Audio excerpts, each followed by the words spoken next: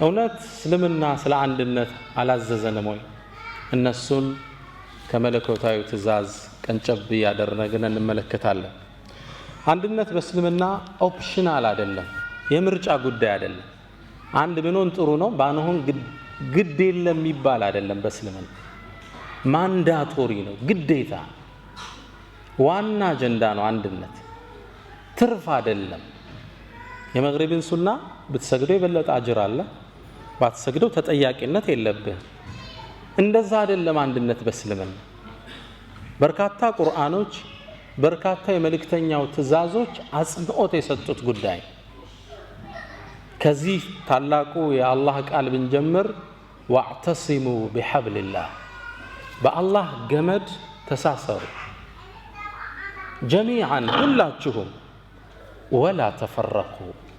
አላህ አንድ ሁኑ ብሎ ካዘዘ በቂ ነበር። ምንን አስከተለ? ወላ ተፈረቁ፣ እንዳትለያዩ። ትእዛዝ በክልከላ ሲከተለው ጥብቅ መልእክትን ይይዛል።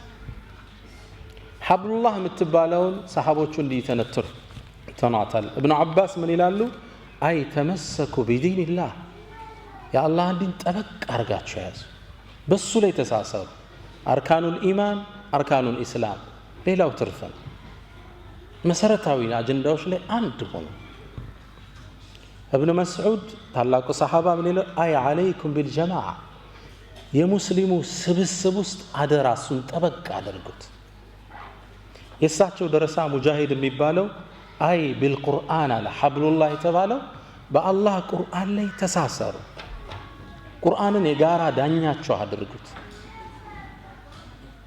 እንዲሁ ሌላኛው ታቢዒ ምን ይላሉ? አይ ቢአምሪላህ ወጣዓቲህ፣ በአላህ ትእዛዝና እሱም በማምለክ ላይ ተሳሰሩ።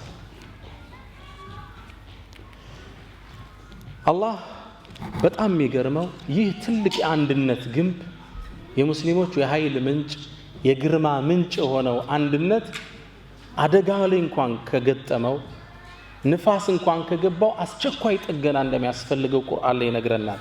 ኢነመል ሙእሚኑነ እኽወቱን፣ ምእመናን ወንድማማች ናቸው። ፈአስሊሑ በይነ አኸወይኩም፣ በወንድማማችነታችሁ መሃል ያለውን ጋፕ አጥብቡት፣ ቶሎ ጠግኑት።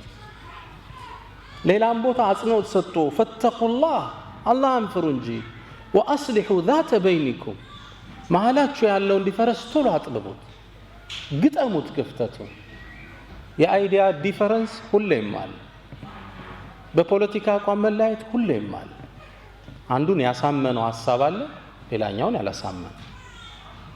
ግን ወንድምነት ይጠበቃል በአይዲያ ዲፈረንስ ማለት።